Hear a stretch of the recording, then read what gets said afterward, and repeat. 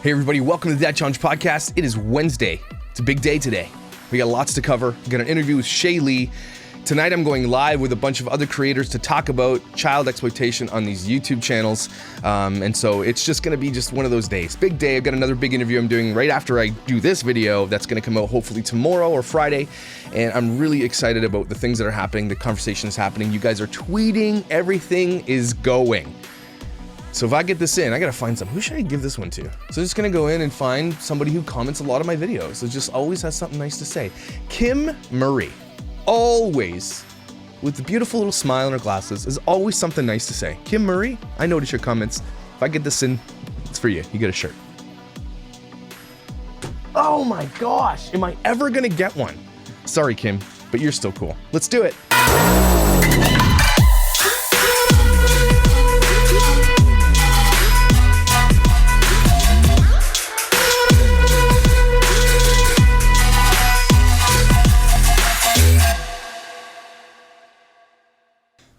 All right, so I got a big show today. Big. So I got to get right to it.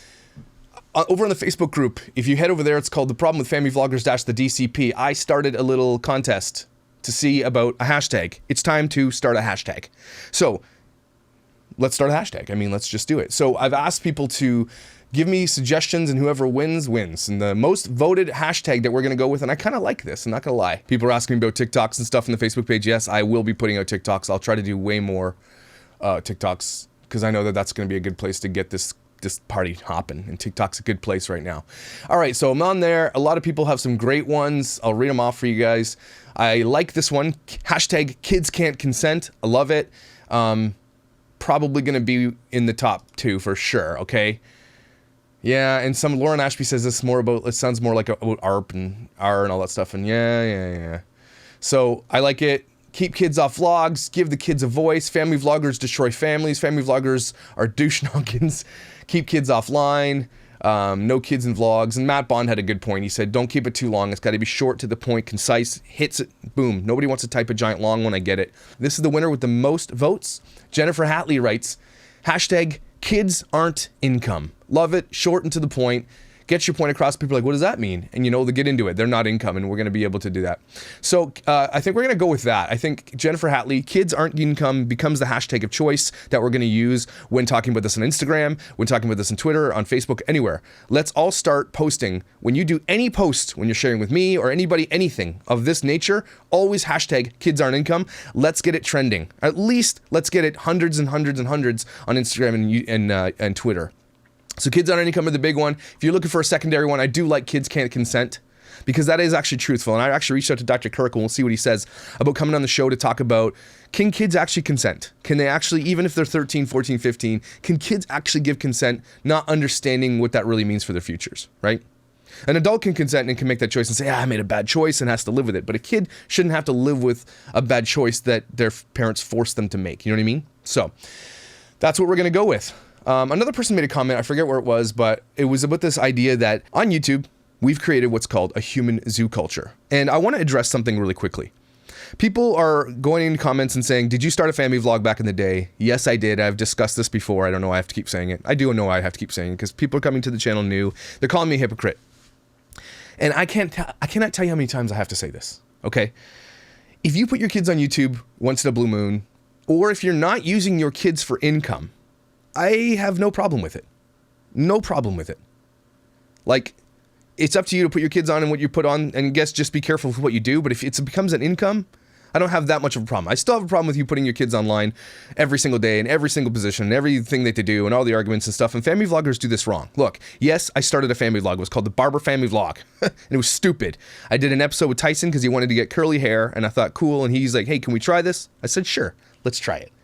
And like, I was like, I'm not doing this. And then I did a couple of funny videos. I wanted to do some comedy stuff where it's like, I had a video of me like getting ready for school, and it was going to be mostly around me. And you can argue all they want and about what it was really about. And yes, I did try it. And yes, I was like, this is bullshit. I don't want my kids on the internet forever. So I did 2 episodes, and I'm like, I am not doing this. My wife's like, we're not doing this. So I said, we're not doing this. And again, this is way before any of this Micah stuff happened. This is before any of this became to light to my eyeballs to what's happening. This was like 3 or 4 years ago. So Yeah, I did start it, and I'm not a hypocrite for starting it. Lots of people start family vlogs. Lots of people have changes of heart too, right? Again, I didn't think there was anything wrong with family vlogs when I started that. I was not in a space to see what was going on. I had no idea about the comment things. The only time this all really started happening for me was like the Micah shit hit. And so I was like, okay. Then we all went down this wormhole together. You're discovering this stuff right alongside me sometimes. The day I come out with a video is often the day I discover the thing. So it's not like I had all these thoughts back then and I started a family vlog in spite of it. I did it and I was like, this is garbage. And they're like, oh, he started a vlog and it failed. Sure, it failed. I did too, and my wife said, we're not doing this. That's why it failed, because my wife said no. I probably could have kept going if I want. I'm a talented editor and film, and I'm a funny guy, and I think our family would be a place people could come for real family vlogs, but I'm not going to do it, because I'm not going to exploit my kids for money. Got it? Are we clear? Can we stay there? You got this one person sometimes going in every comment and being like, yeah, but they did this, and they're just like, how much time do you have? Like, I get it, you hate me, but hey, how about you get on the side of where we're going after the family vloggers now? You know, things change. People's minds change, and that's what I'm doing here. I'm changing people's minds. So, but we've created a human zoo culture, and I was a part of it, and I'm part of it now. I'm giving you a human look. My house is one of the displays of this human zoo. You can see it in my little basement studio that people think it's my mom's garage. It's not. And we've created this human zoo culture, and one of the scariest things is that these kids are often in cages. These kids are in, cages behind a lens of a camera. Okay? We don't see it, but some of them are trapped. And I'm doing an interview today with somebody, and it's going to be insane that this one person that we're going to talk about, mostly a girl on one of these channels, is trapped. And I do believe that. And we've created a zoo culture where we're like, look at us up front, and the parents are the zookeepers. The parents are the people making the money. They're the ones who own the zoo, and they're putting their kids on display like they're zoo animals. Look what we do, autism and this and that and periods and all this, and people are coming because they're fascinated to watch it because they've never seen that. Or the predators come because they love to watch it and make playlists. Okay, so that is a really good point. I wish I knew who said that, but that was a really great point, that we are creating a human zoo culture on YouTube, and it's really scary because that's not cool. Maybe aliens are coming down and be like, these guys are dumb. This Emily Faulver girl keeps coming up, and she keeps coming up as the douche parent of the day. And people are coming, like, because I did that one post, I want to show you guys, and this isn't really about Emily Faulver, this little bit I'm about to do. It sort of is. But I just found her, someone sent me a picture of her kid in fishnet stockings, which is totally inappropriate, and of course now I found out she's part of an MLM, which, okay, now I'm really coming after you, Emily Faulver. If you're part of an MLM and you're a family vlogger and using your family to sell MLMs to people, I don't like you, and I'm going to target you. That's just the way this goes. Beachbody is terrible. They're just one of the bad ones, and I hate their culture. And I got a video of one of them trying to be like, don't go give Emily Faulver all your love because she deserves it. All her trolls are coming after her. This troll culture thing that people are talking about, these people aren't trolls. We are not trolls. I don't know how to say this. A troll is someone who goes in and starts an argument for the sake of starting an argument because they want to just piss people off. When someone comes on your channel or your Instagram or whatever and says, you know what, maybe you should take a look at not exploiting your kids. That is not a troll, people. And when you call them trolls, you just make them more mad.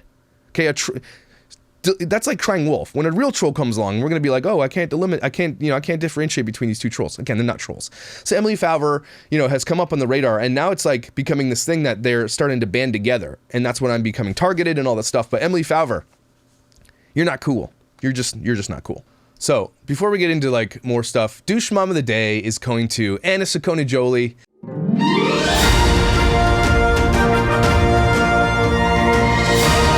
So Anna Ciccone is the douche mom of the day today, just because selling your kids in pictures on Instagram for lots of money is just, don't do it. Ugh. She writes, each morning, Alessia and Andrea like to pull down every single one of my light up houses and rearrange them, or hide them, depending on their mood. To be honest, I never realized how many batteries would go through until this time of year. Okay. Jonathan Jolie likes to stock up before Christmas, and thanks to Duracell, we can do so safely in a way that doesn't put little ones at risk. What? The Duracell lithium coin battery actually has a bitter tasting film on the coin cell and comes in a double blister pack, which is great for child safety. Man, I didn't know Anna Ciccone-Jolie was a battery aficionado. That's amazing. Look, this is how disingenuous this is. This kid doesn't even want to be in the pictures. They sit there, they take a picture. They probably made $10,000 off this picture. I'm not even kidding. Get your money. But like, it's no longer is this a family vlog anymore, guys. This is just an advertisement for you to watch, and she made a ton of money off this one picture she took of these batteries. And it's so stupid, and it's gross. And also, Here's a tip, Mom of the Year. Just put your batteries away. Or she's saying that kids are taking apart the things with batteries in them. Also, hey, maybe just put the thing up so they can't get them. You know, there are some parenting advice here. One of them is not to buy Duracell batteries with double blister packs with a thing that tastes gross on them, okay? So Duracell, if you guys want to reach out to Duracell and say, hey, Duracell, we don't think that the Sakona Jolies are a really good family you should be advertising with. Here are some problematic videos about them, you know, giving their kids cold showers and abusing them and, you know, some crazy things going on in the back end there. We'd like you not to advertise with the Sakona Jolies. Would you consider not? And until you say, you know, we're going to not advertise with them, I'm not going to buy another Duracell battery. And so if enough people tweet that out, and I'll leave a tweet below, everybody go tweet at Duracell right now. You can head over to Rumble. I have a video about the Sakona Jolies on my Rumble channel. You can link that video in the tweet and say, Duracell, I'm no longer going to buy batteries because you advertise with Sakona Jolies and they're a problematic family. That's all you have to do. If 100, 200 people do it, at least Duracell might consider the thought about, oh, maybe we shouldn't advertise with people, even if they think that the Sakona Jolies are good. Let's say they do think that, but they will if enough people are spreading the word online. Duracell might not advertise with them anymore. So let's reach out to Duracell, shall we? For the Douche Mom of the Week, Anna Sakona Jolie, thanks so much.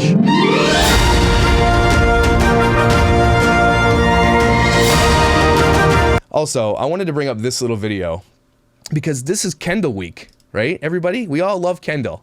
No, we don't. We all love her because she's drama and she loves it.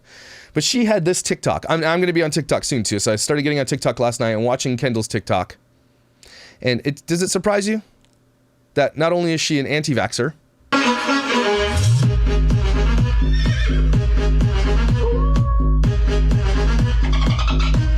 so basically what she says here is when the side effects from the COVID vaccine start kicking in. Okay, am I surprised that Kendall dumb face here is, am I surprised that Kendall Rich, my favorite YouTube mommy vlogger, is an anti-vaxxer? No, I'm not surprised. I don't even know what I'm more impressed with, the fact that she can actually write words or that she can move her face like that with all the Botox in it.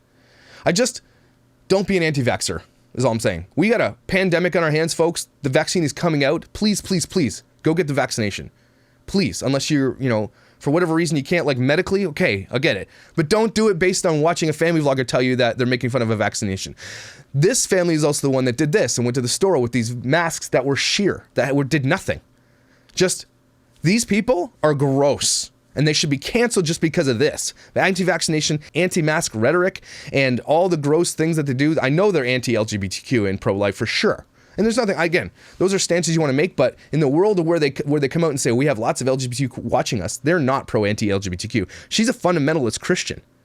If she's a fundamentalist Christian, she cannot be pro-LGBTQ. That's just all there is to it. If she's fundamental, and she says she is, and we're going to cover that soon, she's crazy. So it's like dual Douche Mom of the Week. So Kendall, you're also the Douche Mom of the Week because you're always going to be a Douche Mom of the Week. I think you're just going to have your own category. What's Kendall's douche thing today? And she's got plenty to dig through. And so we will. The TikToks and the YouTube videos and all that stuff. Head over to Rumble to watch my video on her where she baits a predator. I'm going to be digging in through all their videos. If you didn't know, Rocksaurus Rex and I have a diss track. And I don't know if I have enough time today to put it out. I really, really wanted to, but I will try my best. Likely it'll be a Friday because, you know, it's Friday. We want something good for Friday. But it's coming and it's freaking awesome. I'm not even kidding you. It is awesome. So get ready. Rocksaurus Rex has some mad talent. Okay. Jeez, there's lots to get through here. I can't get to it all. Anyway, let's get to the Shaylee interview. Shaylee put a video out the other day about how when she discovered her kids were on these playlists and people were sending her pictures of her kids with their faces scratched out and all this stuff, she decided to make a video about it. And she decided to take her kids off YouTube, and then she saw my analytics and things that I was popping out, and it just got crazy. So she put out her own video, and she's a family vlogger who started it that way and realized it. And so Shaylee has a lot of inside scoop on what it's like to be a family vlogger. It's kind of the back end thing stuff and all that. It needs to be noted here that everything that I say is not Shaylee's opinion. Okay, Shaylee is a very nice person, and I can be, you know, very forward. So it needs to be said, and I want to make sure that my views don't represent Shaylee's views, but whatever Shaylee says here represents her views, okay? So take that into consideration. Also, she didn't have headphones, so I had to mute her when I was talking and vice versa because it was out of sync, just so you hear her nodding or talking. She's talking, but I had to mute it. I just wanted to say that. But Shaylee, what a great interview. Let's have a look. I have a very special guest. A lot of you have been sending me this girl's video. And of course, she sent it to me. I watched it and I was like, actually, I'll get to that in a minute, but it really hit me. Not only because I know that what I'm doing here is actually resonating, but that people are watching and the conversation is, the tide is shifting. That's it. So Shaylee, tell me a little bit about who you are and what you do for a living. So I've been making YouTube videos for 8 years now. I started off doing pregnancy videos with my daughter, and then we kind of transitioned to more daily vlogs.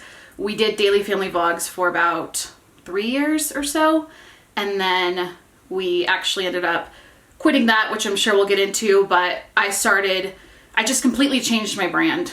I took my kids out, and then I started focusing more on myself, and I started doing like plus size fashion and lifestyle, and now that's solely what I do on my channel. So what initially drew you to doing this family vlogging? What was the, like, did you see other people doing it? Is there a course you took? Was it a time that everybody was doing it? What was it that drew you? I think it was the time that everyone was doing it. It was the coolness factor of it, and it was, in a lot of ways, it was wanting to fit in too, I think. Like, I started doing that for myself just because I don't know, I was like, maybe I can really get in with this community. And while I became friends with a lot of them, I was never like one of the cool kids. I was never in the in. So it was always so weird. There's a clickiness, there's a group clickiness to this whole family vlogging world that I knew, like sort of knew about. But do they often get together? Are they in group chats? Are they in group texts? They do that. Yeah, for sure. Mm-hmm. What do they talk about? I mean, without, you don't have to give anything away, but like, what do you guys generally talk about in these group chats and in these circles? I mean, I don't know. I've been so long removed, I feel like, for a long time, but I think the majority of them are, trying to collaborate with each other. They want to be on each other's channels. There's several channels out there. They literally just shout each other out all the time, and they build up each other's brands. Mm-hmm. So a lot of the channels that you see now, and even the ones that you've talked about on your channel, have been built up from some other creator that's given them shout outs and things. I feel like, I think in the commentary world, like Sloan and I share a lot of mods and fans, and so people tend to be drawn to that, but then they platform off each other, and so you're a part of that community, and it can be lucrative, but it sounds to me like you wanted to fit into a group of these. You wanted to be a part of that clique, that part of that mommy vlogging world, because I think maybe that's eye-opening to me, because maybe a lot of women who are doing that, have kids, want to do that. Maybe it's less about watching them and more about wanting to be a part of the vlogging community. Totally. And I do have to say that, like, I feel like the family vlogging community versus the mommy community are different and separate. And I think a lot of people put them in one, but for me, like, I still have a lot of friends who do like the mommy content, the mommy vlog content. I feel like that a lot of people have dropped off from family vlogs because I think it's less lucrative now too. Like, people aren't paying as much, it looks like, on my end at least. But with the mommy community, it's always been a little bit more inclusive. But yeah, it's always that trying to like be who they are, and a lot of that comparison stuff, and then feeling less than when you don't measure up to all of those things. And so, again, we can't ignore the conversation that this is lucrative, right? And then they match the trends and everything that we see, everybody doing the pregnancy dances, having babies. I mean, I know this is conjecture, but I do honestly believe that some of these women, they believe that having a baby is a big, giant paycheck, and they do it. Maybe they do want to be moms, and maybe this is just a bonus that you get a paycheck of it. But I mean, some of them, I do believe, have kids just because it's part of their brand. Oh yeah. Yeah, and that's super scary. So tell me about kind of like you're walking through the process. You have a family vlog. When did everything change for you? The conversation that you've really been talking about on your channel started for us years ago. And I don't even remember, I think it was Daddy of Five was the channel back then, and they had posted something really inappropriate. I don't even remember what all the details were, but it started this conversation. That's when YouTube started disabling comments on all of these channels. And for a lot of us, we were scared. At that point, I'd kind of already taken my kids off, but I know, these family vlogging channels were like, oh my gosh, this is our income. What are we going to do? And everyone started freaking out. But then we started looking into the analytics behind it. And there's a creator here on YouTube. Her name is Elle. And I think she was one of the first people to really talk about it. And she was talking about, playlists and just the analytics behind our channels and who's watching. And that had never really occurred to me before, because from my understanding, it was moms and families watching my content. And I thought those were the only people that could be watching. I mean, call me naive, but I didn't really understand the ramifications of who could be watching. So I started doing some deep diving of my personal analytics, found my kids in some crazy playlists, found my daughter in a few playlists of like babies in diapers, because I used to film her in her diaper as a baby. And it's just, I found the craziest things. And walk me. Okay, I'm gonna pause you there. I gotta pause you there. Walk me through the moment you went down. I called them predator playlists. When you first opened that up, you typed in your family channel and went to the playlist. What happened? I think at first I was confused. Like, why would they want this? And then it kind of occurred to me, oh, okay. My mind never went there. I was disgusted. And then I ended up finding my kids and a lot of my pregnancy videos and things in message boards on different sites. And I just felt extremely violated. And at one point, I mean, then obviously you actually made a choice that was probably going to affect your bottom line and, you know, a respect, which is why you're here right now, to be honest with you, like respect for the choice you made. But what choice was it that you ended up making after you finding those craziness? And by the way, all these family vloggers know what you're about to say here. They know, they've discovered, they know it. And yet they didn't make the same choice you made. Yeah. And I'm not sure if all of them know to the extent, but I posted a video on my channel about it. And I did say that, you know, they have access to their analytics, obviously, but they look at their analytics all the time. So for me, I just knew right away it wasn't worth it. There was some other stuff going on behind the scenes, like people found our address. They were sending my kids gifts. I had people sending me hate letters. And like, this is not uncommon. I know so many creators who have had crazy, scary things like pictures. Some people will print off family pictures of them and then they'll like scratch out their kids' faces and send them pictures like that. And this stuff was happening and nobody was really talking about it, but it was enough to completely scare me. And I was like, I can't. I was paranoid all the time that something would happen to my kids. And so I just decided to take them off. It wasn't worth it to me. Yeah, and so props to you for seeing in danger and loving your kids enough to say this is not what the life I want for them, especially if you're being sent stuff. And it'd be interesting, and I know that people like Our Life and all those channels will not tell us the comments that, like, if you look at the LeBrants, their two daughters, one has 1.7 million, one has 5 million. Could you imagine the messages that creeps are sending behind the scenes? Obviously, the daughters aren't going to see it, but the parents are keeping that quiet. If they knew, if you get 5 or 6 messages, okay, you're like, this creeper, but I'm sure they get thousands and they just ignore it. The problem is the ignorance, the ignoring it all and just like going on like it's not there. That's where this gets dangerous. That's where this conversation has shifted. You saw danger ahead. You cut it off right as you discovered it. And these family vloggers are hearing this conversation because they're blocking me and they're coming after me. And they're not doing anything about it except for villainizing me for calling out what they're doing. Right. So props to you. And I want to just give you some encouragement that what you did was right. What you did was the right thing. And more parents need to do what you're doing. So there's another conversation to be had about how the sausage is made. I know we talked about this, and you don't want to. I respect your decision to not go into names because good for you, because you're an adult. But give me a little bit of the back end of how these management companies work, because let me tell you what I think, and if I'm wrong, I'd love to be corrected. Okay, so agencies like We Agency or whatever they're called that really represents most of the big family vloggers, they have a manager. Okay, that manager then takes on their account and then helps them grow their channel, grow them monetarily. A lot of the times they're so good at what they do, the husbands quit their jobs, and they want the husbands to quit their jobs because the husbands need to be part of the content, right? What their job is to do is to analyze your analytics, to figure out your back end plan to help you make more money, which means that if like the wife's life is making tons of money off Gabrielle, right? Then they're going to say, well, you're going to have to do some more with her because that's where your big dollars are coming in. And they might do PR spins for you, set up interviews, set up brand deals. Is that basically what they do for you? So I can't really, I don't know whether or not they actually dig into your analytics and then tell you to make more of one type of content. I'm not sure how that works. And, you know, I've never been like a huge channel, so I don't have that like in with my managers like so many other people have. Mm-hmm. Often management will focus on like their top tier people. So like the top 1% of their clients, and they'll really get them all the brand opportunities and focus on them the most. So I don't really know what it's like for these huge channels. I'd be really interested to know. But for myself personally, yeah, it is a lot of the communicating with brands and going back and forth with brands. The PR opportunities, there's definitely some of that. They'll get you into events and you can speak on panels and things like that.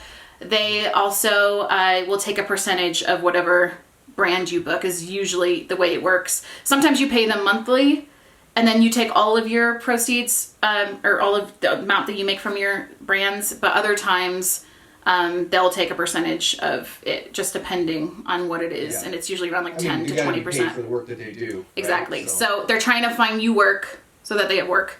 But yeah, they see all of the analytics, and whenever a brand contacts me first and we're negotiating a price, they ask for my analytics. It's basically the first step. So my manager actually handles that for me, and she'll send my analytics to the brand and then they see it. So everyone is connected here. Yeah.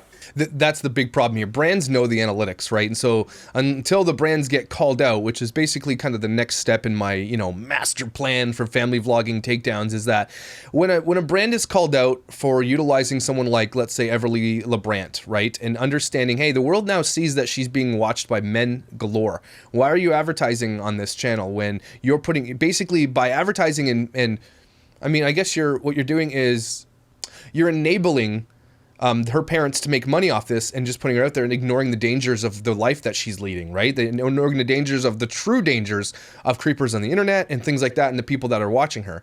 But in the back end here, the issue is that what I'm seeing is that I'm being attacked online and I'm trying to be struck and people are making insane accusations like I've murdered people and stuff. Like, I'm not saying that these management companies are doing that, but when someone like me comes along and starts making waves, not ripples, now they're waves.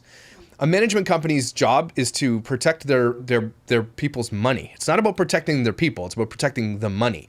And so in the end, they're going to do whatever they can do to discredit me or discredit my analytics and all that kind of stuff. And that's fine. My analytics come from a world-class benchmarked socialbook.io, and I'm going to cover that in today's video. You're not going to be able to see that because we're interviewing. It's coming after.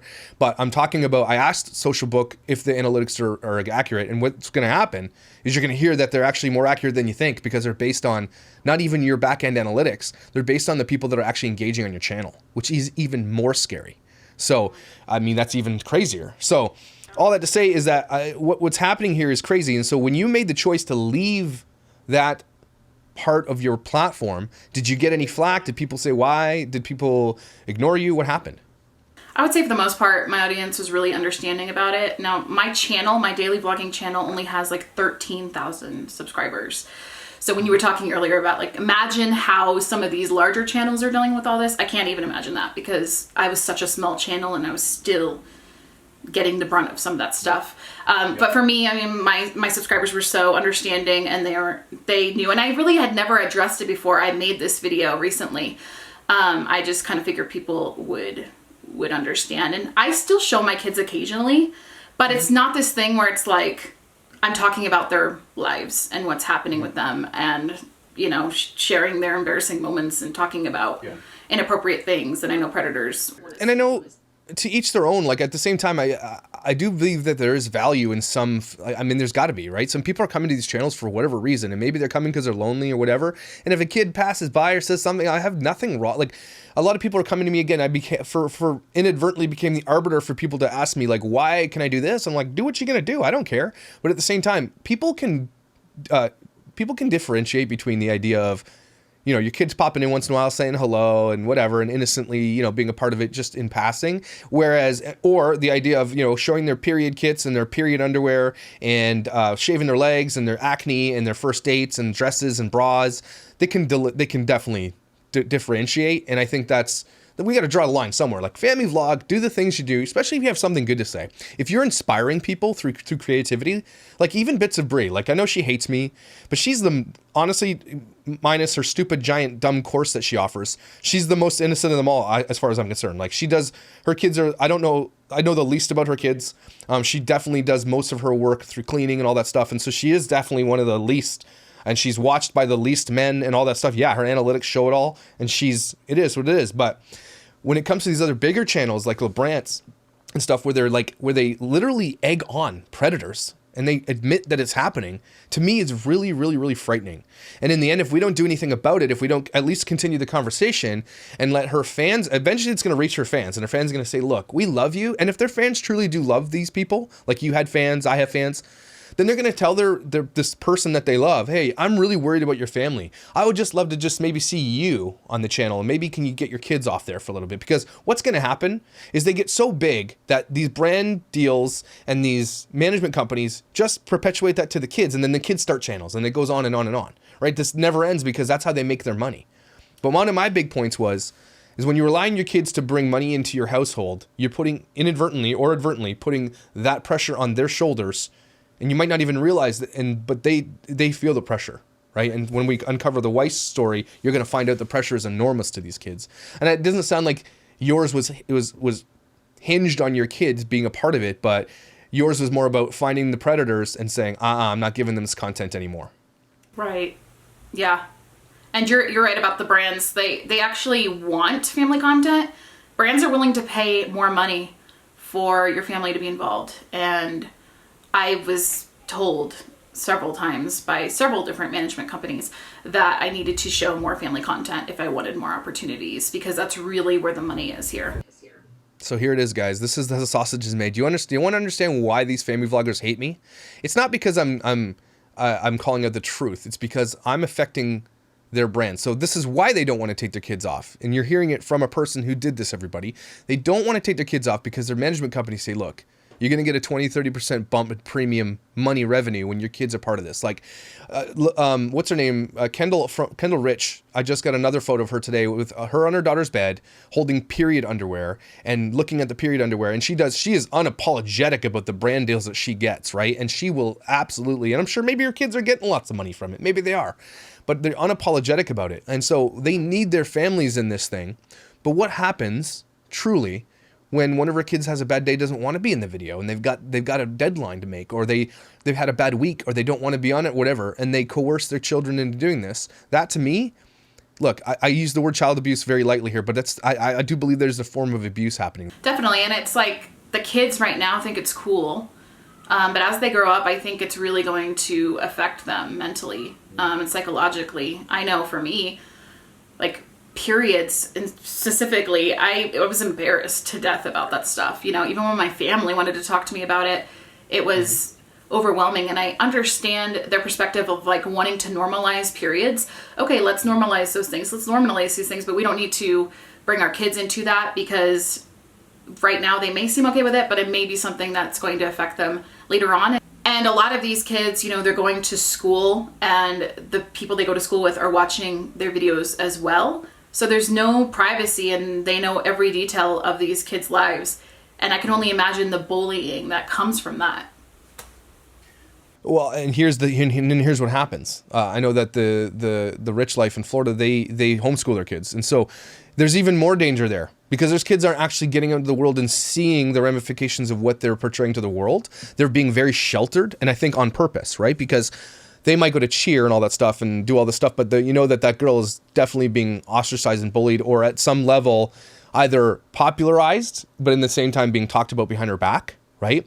And either being jealous, because those social aspects of being in cheer, I'm sure, are very, very cutthroat, to be honest with you, right? They're like elite athletes doing what they do. And so these kids don't actually see it because they're homeschooled, and they only see what the cameras on them. They see the money, they see the life they get to lead, but they don't see the rest. And when they actually do get into the real world, they're going to be severely, like if they go to university or college, and I've heard, could be wrong, that Kendall doesn't even want them to go to university and college. She's basically just bringing them up to be wives and family vloggers into the next section. She doesn't want them to go to college and do other things. But if they do end up making that choice to do what they want with their lives, they're going to step out into a world that knows them more than they know. And that is scary. As a person who went through this and made the personal choice, I know you sound like an adult and a person who's got a good head on your shoulders, and you probably wouldn't tell people what to do, but is there any advice that you would give, or that you would give to these other vloggers who might be listening to this and saying, what would you say to them? Because it sounds like you're a nice person. I would say, don't get defensive here.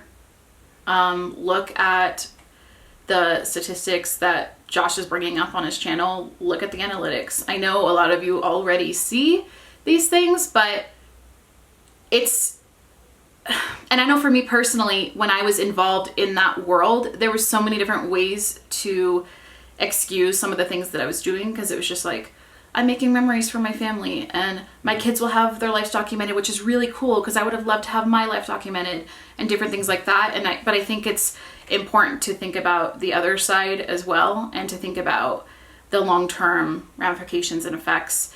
But also, so many of you guys have incredible channels. You have great editing, you have great cameras, and you built your platform from the ground up.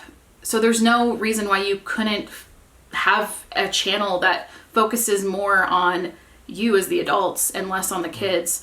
I think you're able and capable to still have a channel that's flourishing. And if we together as creators change this content, then, you know, we can have a more profitable business, which is like focusing on adults and not children. So it's like, if we can all work together on this, I think it'll make it easier and it won't be such a hard transition for so many family vloggers, because I know they're gonna lose their incomes and things. But if we can just collectively talk about this before it's too late, then I think that's the best thing to do, and to realize that we don't have to box ourselves in as family channels. Yeah. You touched on something there I want to touch on real quick, is that yes, the issue is that they could do this. Like Jess Fam, for example. Like I said this on my channel. I would watch her without her kids. I don't even know her kids' names. I would watch her channel. Here's the thing though, is that they start that channel and they grow that one too, and it makes them extra money. In order for them to drop off the other thing, they would be taking a hit. None of them want to take hits. They only want to continue to build wealth. This is not about vlogging your family for history's sake, because if that's the case, you can do that. You just don't have to put it online. You can document your kids' lives if you want and put it in a private Dropbox. You know what I mean? And always have that and show family members only, or put it in a private video. I can't accept that as an excuse. And I think you said, yeah, you were justifying that. And they all live in echo chambers. Oh no, don't listen to the haters. Haters, back off. They all live in their own echo chambers. They make themselves feel good by lifting each other up and saying, no, you're doing good. Don't listen to them, right? Because again, they're putting millions of dollars in their pockets. So, but they don't want to take a hit. They don't want to take a step backwards. Taking a step backwards for them is the worst thing they could possibly do. And so they won't do it. I mean, it's terrifying when you've built your brand to that, and that's all that you know, and you're making that much money. I mean, the amount that these channels make is insane. So I can't imagine choosing to do that. But for me, like I said, money was it wasn't worth it for my kids' lives. And I'm just definitely afraid that something's going to happen to these kids. I mean, Let's not wait. Let's not wait. The problem is we're seeing the pattern of danger happening now. We're already seeing the pattern. If you see signs of a hurricane coming, you leave your house. You see the signs of a forest fire coming. The government tells you to leave your house, get out of here, do the thing. We see the signs. Like even Kendall Rich, who laughs at these predators. Maybe they are fake predators. But with the king, she's laughing at them. You see the signs, people. Don't wait for something dangerous to happen is all I'm asking. It's all I'm asking. And your kids don't need to be on there. Again, a lot of these channels have built up such massive platforms already that even if they did take a 1 million subscriber hit, they'd still make more money than most people in the world. And they won't. They won't. People come to see them, and if their fans are their fans will understand. If your fans say, oh, if you don't put your kids on your channel, I'm not going to watch, then okay, tell those fans to piss off because they don't need to be in your life. Because they're not, if that's your choice to make as a parent, to not feed your kids to these people. They're feeding their kids to the masses because the masses want it and the advertisers want it. At the end, it's the money that wants them, and the money wins every time. Yeah. And that's why I think focusing on the brands and trying to get these brands to understand what's going on is just as important as well, because they're the ones that are putting money in their pockets. Yeah, I think as a people who, if you guys are watching this and you're out there and you want to do something with us, head over to the page. The problem with family vloggers, and then what we're going to do is start targeting the brands, and we're going to say, look, brands, we love brands, and we love, Starbucks, we love this, but we would prefer you didn't advertise on kids' channels, and here's why, and here's the analytical data that we think it's dangerous, and that if you keep enabling that, we think that you're going to be part of that problem, and you're not going to want that problem in the end, and until then, I refuse to buy your products.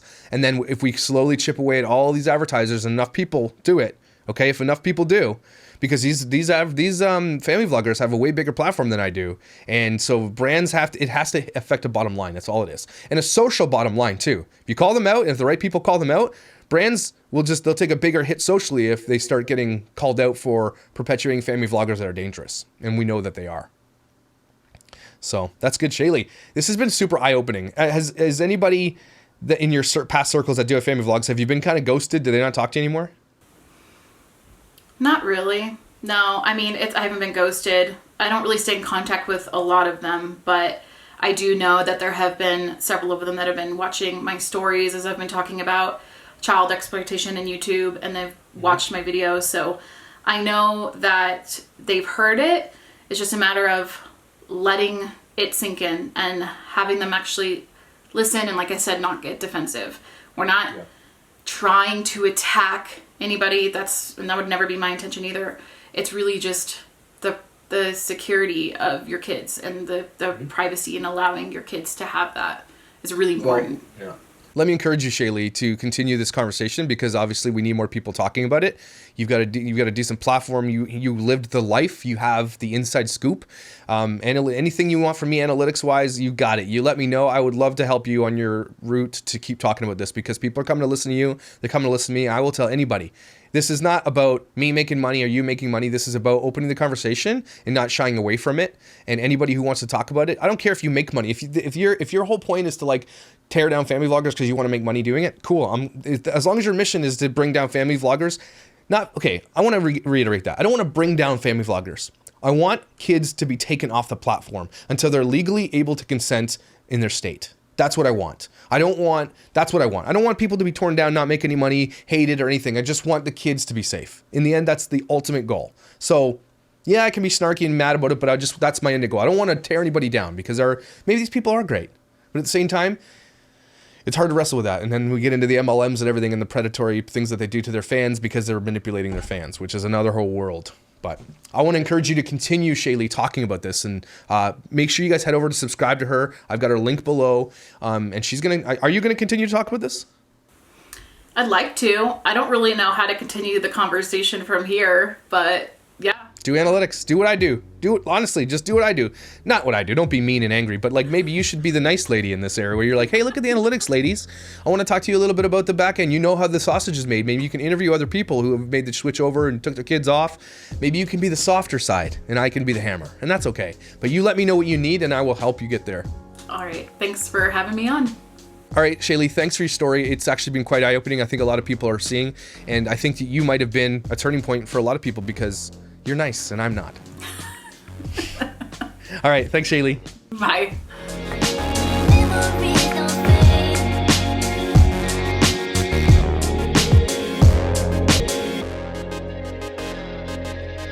Thanks, Shaylee. What a great interview. Just perfect. You're very smart and you're very nice. And I'm glad that people have got to hear that from the inside scoop. All right.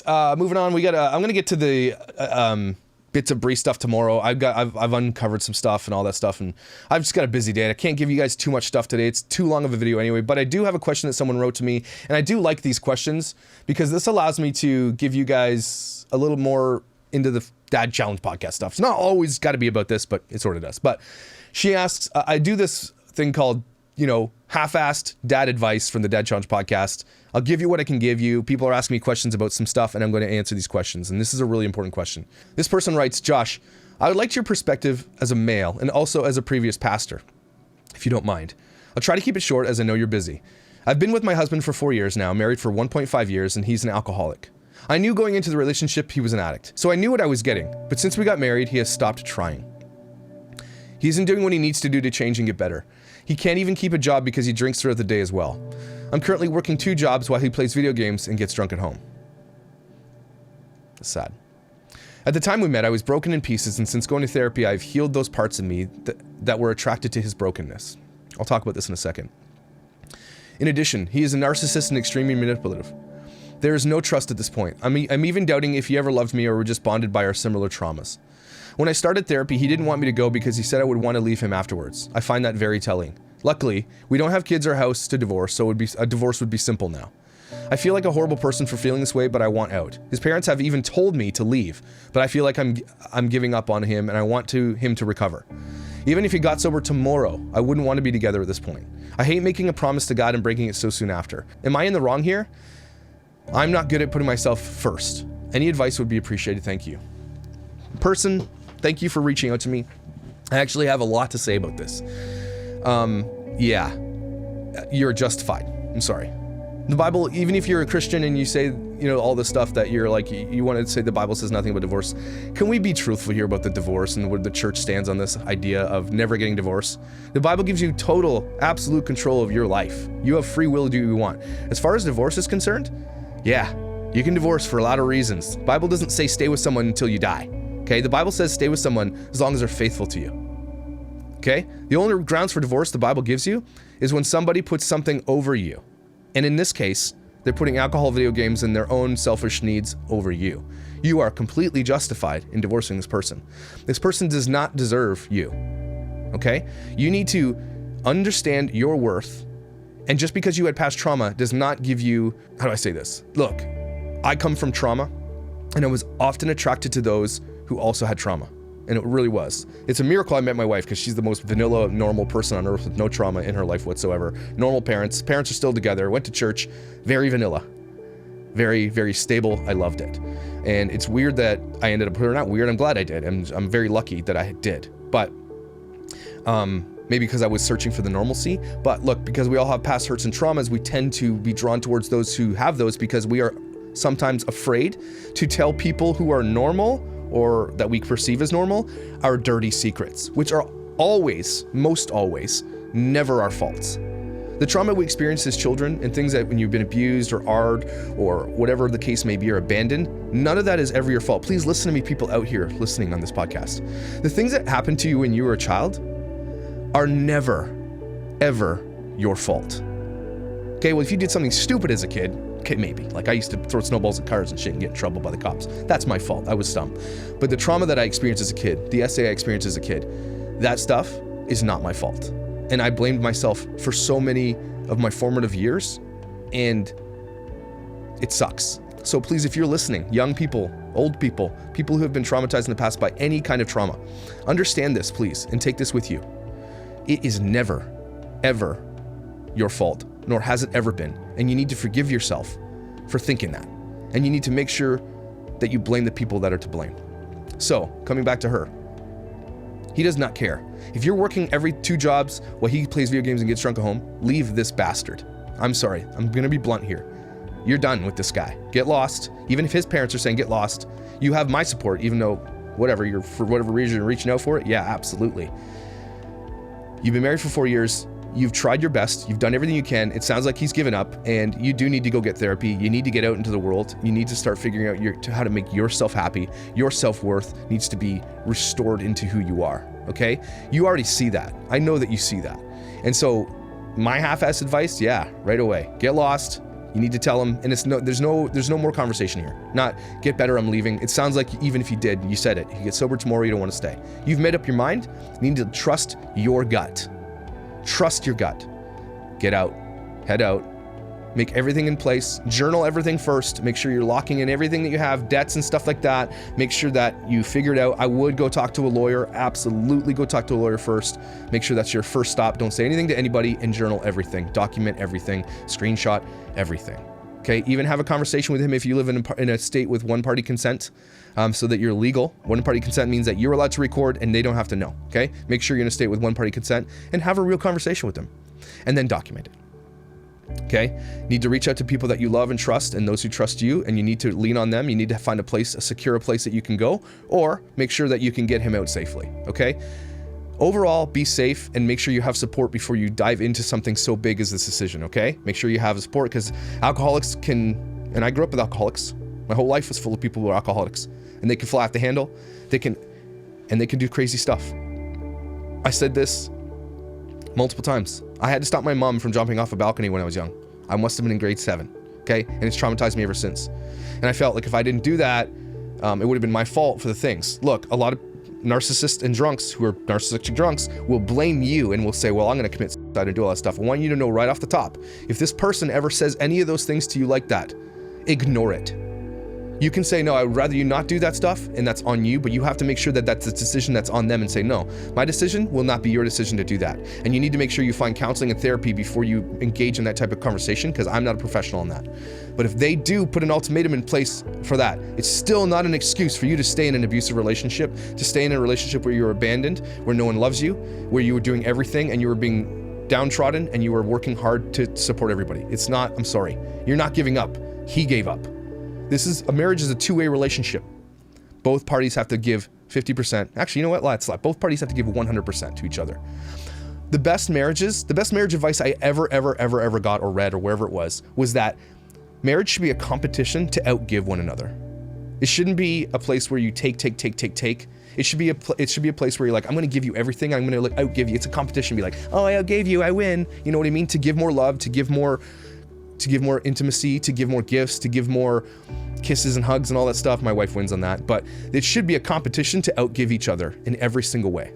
And in this case, it sounds like this guy is just riding your coattails and just enjoying his alcoholic video game life, and you need to leave. And it's not on you what happens after that. It's on you to make an adult choice to leave because you're justified. So I hope that helps you. As a person who grew up in that type of relationship, that's why I don't drink, I just don't touch alcohol, I don't touch drugs and anything, because it was always a negative thing in my life. And I never will. And I'm never going to judge people who do that, but I tend not to hang around people who are like that. Do you know what make sense? And your next step of your life should be to like get out there, understand your self-worth, get out there and find someone who's going to make you really happy. And it might be hard, but I do think that it's possible. So I hope that helps you and helps you up with a question.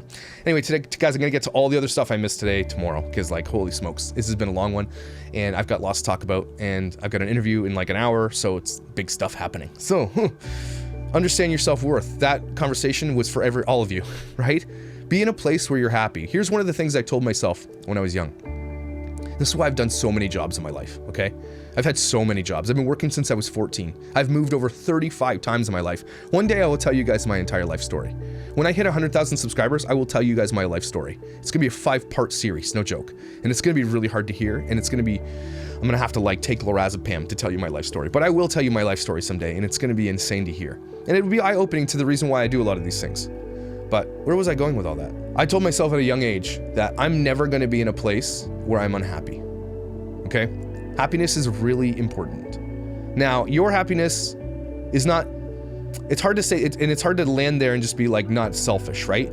My happiness comes from actually being a giving father, being a husband, being someone that, everything I do is for my kids. Everything I do, all the money in my pocket is for my kids.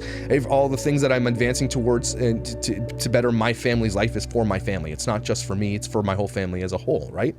Putting my kids through college, giving them the things that they want, developing the bond, vacationing, doing the stuff that we could never afford before, which I'd love to be able to afford someday.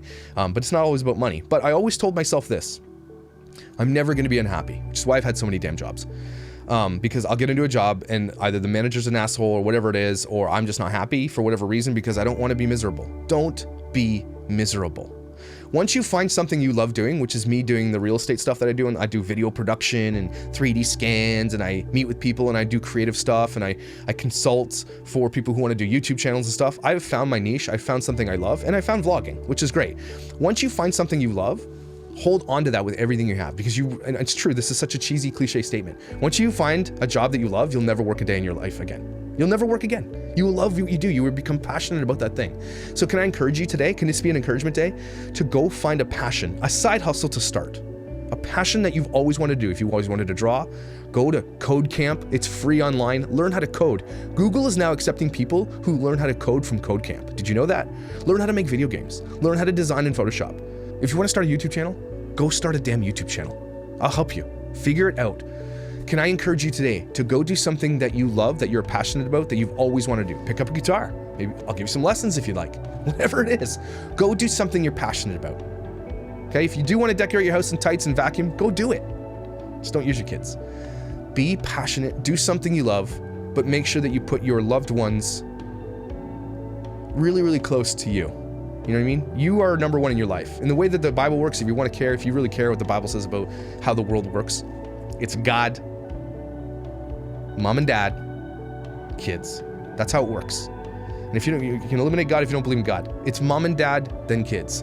A lot of these family vloggers and people will say your kids are everything, they're everything, you do everything. And yeah, you do everything for your kids, but you are the head of your family. And it's important that you keep your self-worth, your self-care, and your health at the forefront so that your kids can benefit from that.